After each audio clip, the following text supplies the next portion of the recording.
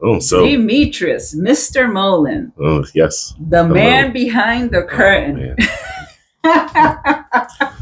I feel like she's going to make me use that, and I'm not going to. It's probably, maybe I just need to embrace it. All right. Okay. For the listeners, I'm just obsessed with that phrase. But because I think it could be super cool. But Demetrius, no, thank you. Thank you for coming. Thank you for being here. I truly appreciate it. Thank you for having me. Yes, and I want to let everybody know that this is the man that has been helping me put my podcast together. This is the man I've been learning from. But Demetrius and I also go back. We were coworkers a few years back, and I used to talk to him about the possibilities of having a podcast someday. We used to talk a lot about it. And in my previous episode, if you haven't heard it yet, go to it, because that's where I talk about how this podcast came about. But Demetrius is a force to be reckoned with. I'll try. For sure. Demetrius. Now, you're a multitude of things. You're an administrator, you're a podcaster, you are a voiceover actor, right? Yeah, well, terrible actor. But I do voiceover. Yeah, I'm a voiceover talent, I'll say. But I'm a terrible actor. My wife is actually a better actor. So short little brief story. So I talking about voiceover, I was hired here through a person that was doing an audiobook. And the audiobook was about a man and a woman, like a husband and wife, and they're like fighting and stuff. And I'm like, I don't know, what am I going to get as the woman to do this voice? I was like, I'll get Francis to do this. Like, let's just do that. And his feedback was that, I think the guy's voice was really great, but that whoever did that, the woman's part was amazing. You should just do that. I'm like, oh man. I was like, because I'm bad at acting. I'm good, the coming soon to a theater near you. I can do that, like the narrations and stuff like that, but like full blown acting, she's Latina, right. So she had to have a person with attitude. So of course she's Latina, so it just came natural to her. She just started talking like she was talking normally. But yeah, I'm a voice talent. I'm a jack of all voice trades, I guess. I don't even know. Yes, you are. I mean, you've been hired to do, like books and so forth, right? Yeah. And you've done that, and now with the podcasting. And which one do you like the best? That's a good question. I feel like I'm still trying to figure that out, because I still am in the process of my own learning. And I don't think we ever stop learning in general, right? It's always something we're doing. I love the voiceover, even though I hate my voice, but it really took someone to tell me that, you should really do something with that. Yeah, that's fine. No, you should really do something with that. A friend of mine back in school, and I was like, you know what, maybe I'll do something. And that's where the voiceover part started. But then podcasting came maybe years after, when I was forced to do it for a class. It was I don't know if it was my final grade, but it was a project that was forced, to kind of do. And I'm like, this is a better opportunity to actually do something that I was planning on doing anyway. We were planning on doing anyway. And then I'm like, you know what? Let's go ahead and do that. I'm going to interview my wife and make it into something. And if it's just one episode, it's one episode. But if not, then it's not. And I think I fell in love with that.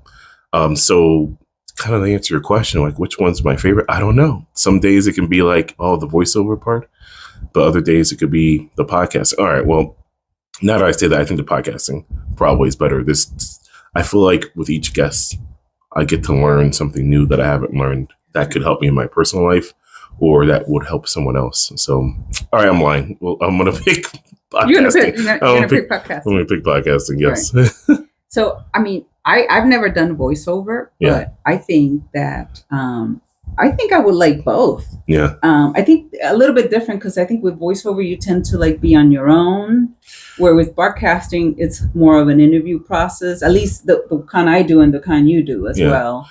I mean, it could be a gray area, because the voiceover, there's so many different genres. I mean, if you think of a voiceover, let's say, in a show that's all like maybe animated. Well, then you have several voiceovers. Maybe you might be playing and acting against other people. Podcasting, you could be with multiple people like you and me, but you can also, there's podcasting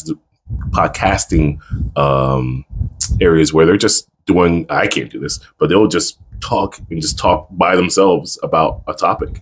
And I don't know how they do it, but it could be a multitude of different things. I think that's why I like these two kind of genres is like you make it into your own. I call it the gray area.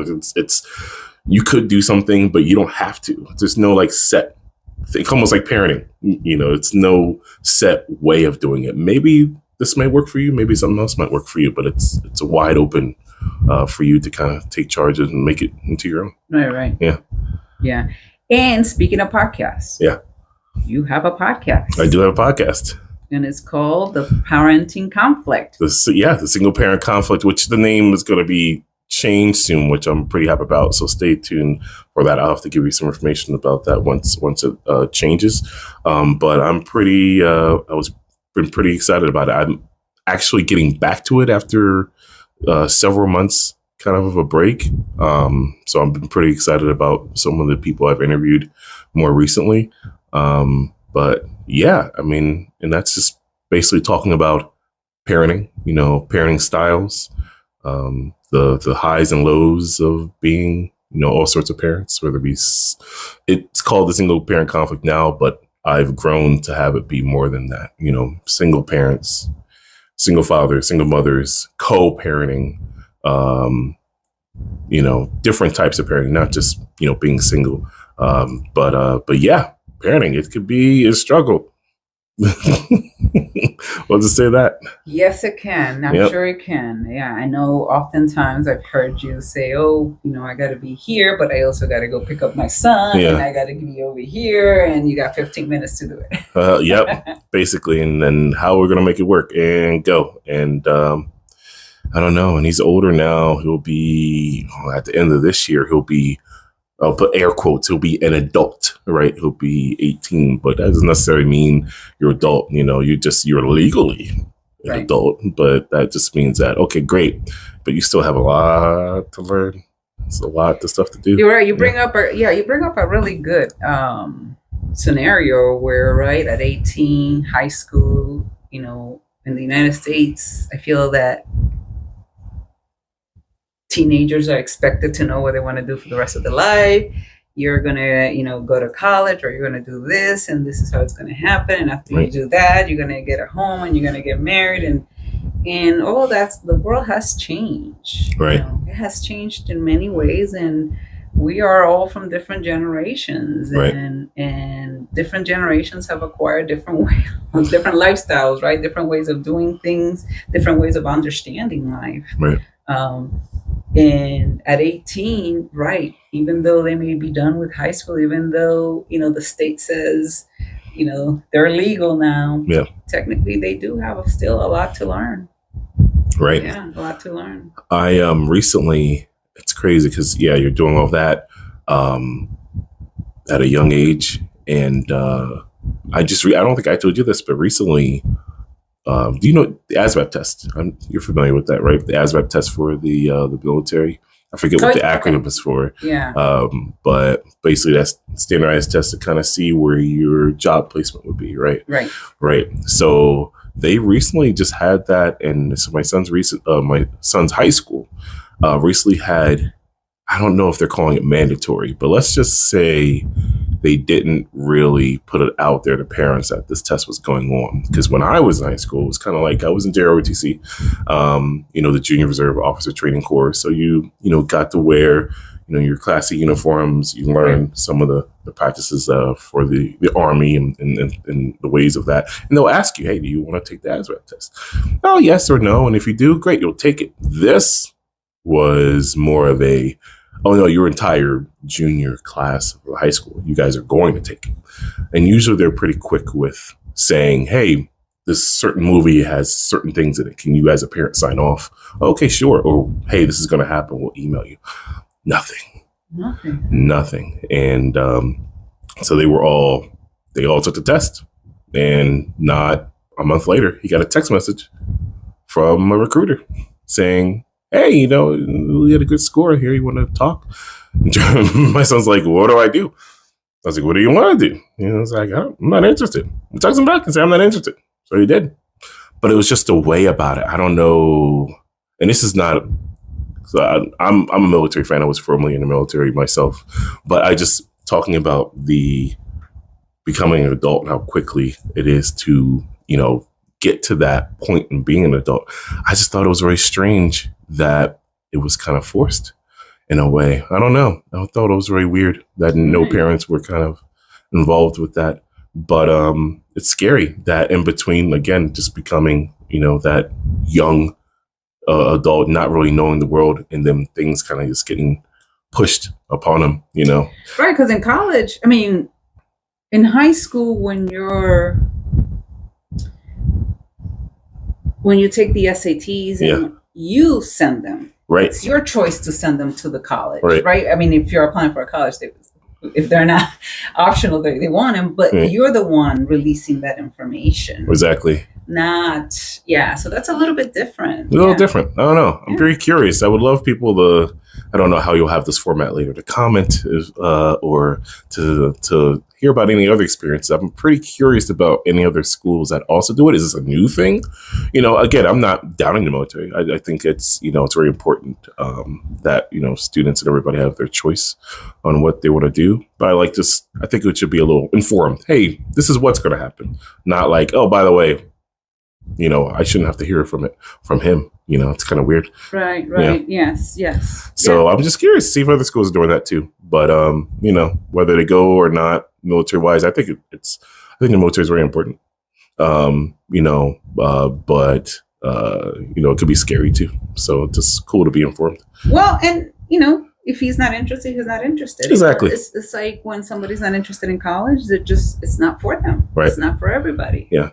It's not for everybody. And you just got to find what you like, what you're good at, what you enjoy doing, and sometimes that can take a while. Right. Sometimes I say, hey, I'm still growing up. I'm still learning. I'm still, finding all those things. And as we grow, things change for us too. What you like, what you don't like, so it's, people need time to think about what they're doing. And you think 4 years of college, 4 years of high school is maybe enough, but it's not. Nope. Speaking of school, I went to school, did my thing, got my degree, and then found out later, actually, I don't think I want to do something else a little bit there, that led me to the administrative part or even the voiceover part, but you grow and change, and then you're like, oh, okay, well, so things have a way of shaping themselves the more you, get older and figure things out for yourself. So I think the one good thing about a college degree is that sometimes some jobs, as long as you have a college degree, it may not matter. It could be just in a related field. Right. You may have a better opportunity at that, at that. But we have found out that even after COVID, there's so many things that you can do. So many. Oh yeah. So many. Seeing a rise in entrepreneurs now, a lot of rise. Huge rise in entrepreneurship. Yep. Huge. Speaking of, your wife is an entrepreneur, right? Yes. And so are you with the voiceover. And some people don't realize that. For me, I don't know that I would call podcasting an entrepreneurship for me, but it is for some folks. Yeah. It is for some folks. So. Yeah. A lot of things that she's doing. So she's like a food caterer, Panchita's Kitchen. We'll plug out for her. Yeah, shout out. I'm sure she owed me if I didn't do it. And then so for the entrepreneurship part, I think podcasting can definitely be. It depends. It's all about what you make it, right? Because kind of behind the scenes, action when it comes to podcasting. There's stuff you can do as far as sponsorships, ads, marketing, and there are people out there that make a full-blown profit just from podcasting. So there's definitely money to be made in it, but I think got to be careful. And for people listening now, they're like, oh, I can do that. I can just talk and make some money and I can do what they're doing. It's like, okay, well, hold on, because, there's, work that comes, into it. I'm sure Addie will can tell you, it's not just pressing a button and then I'm going to talk and then, all right, press the button again, stop it. And all right, I'm done. Like, it's like there's work, there's, you name it, like stuff as far as products that you need to buy, microphones, computers, software. But I think the biggest thing is passion, because you can do all of that and just talking to a mic. Okay, great. But does anybody actually care to hear what you have to say? Do they care? Not really what you have to say, but do they hear the authenticity and the passion in what you're saying? I think that's super important. And if you miss that, then that's your drive is gone, and nobody's really going to take to you if you're not really passionate about what you're talking about. Right. You hit it right there. Yeah. Yeah. Because passion drives you. Yeah. And when you're driven, you're out there. That's where you're going to go out and do the research and buy the equipment and get and test things and get ready and yes. And I think, the one thing about podcasting, and because you've also been, you've been going through this journey with me as well, is that so many things can happen. Oh yeah. Even when you think you're ready. Yep. So many things can happen, right? For me, it's been going really almost on 3 months. Like back in December, yeah. I was supposed to be testing mics, and then it was like one mic, and we realized that it was only going to work one way, and then we were supposed to do other interviews, and then you got sick. Yep. Then I was supposed to do interviews with other people, and they had some unusual circumstances happen, deaths in the family. Then I got sick and I got hospitalized over the New Year's. That's right. And it's just been one thing after another. And I said, just last week, somebody said, oh, let's do something, on Wednesday. And I said, absolutely not. I said, I have a meeting, I have an interview, and this is going to take place. Yes. Look at that. I said, I have an interview and I don't want to miss this out because I've been trying to do an interview for months. Yeah. And so things do happen and we have to get prepared. And I think I think where some of the work also comes in, because the fun part, it is like kind of when you're doing the interview process, I think you're in there, you're engaged. But then the editing, like I've done a little bit of editing, but it's only been a few minutes. This is going to be hours now, where you're going to be there editing and listening so that you can get a nice, version and upload it. Right. Crispy. Yeah. Nice. Yeah, exactly. Nice and crispy. Nice and crispy. Nice and crispy. But yeah, you brought up a good point there as far as like things that can go awry. Like you have to be okay with, what is it, Newton's law? Anything bad that will happen, or can happen, will happen. I always go into anything like, just in case this goes wrong, what's my plan B? What's my plan C? Just in case, because, things can go awry. I've had certain things, one of my last interviews, and I had to edit around it, where it was a Zoom call and there were certain parts of it where she cut out. And if anybody's been on Zoom at all, sometimes, because internet Wi-Fi may not be good for either her or me. And I think at this point it was me. Once I found out later on, I was like, oh, I was in a bad spot. And then I would ask a question like, hey, so what do you feel like when it regards to this? Oh, I think it's nothing. And I'm like, oh no, she's not. I can't hear. Can you repeat? Okay, we'll just move on. And I had to edit around that, and it's been taking time to edit around, but I still feel like I got good information. That's just one of the problems that could happen. So if you're going to do podcasting, you need patience. You need workarounds. And you need to be able to kind of think on your feet and not be, if you're going to get upset, that's fine. But you could be able to pick yourself back up. You got to have the Rocky Balboa moments. It's okay. You're going to get hit a lot of times while you're learning through this process, but you got to be able to pick yourself back up, think about what your passion is, and say, all right, the heck with it. let's work around this. Let's make this happen. You mentioned the podcasting 101 class that I teach. And by this time, hopefully that's still going on and happening.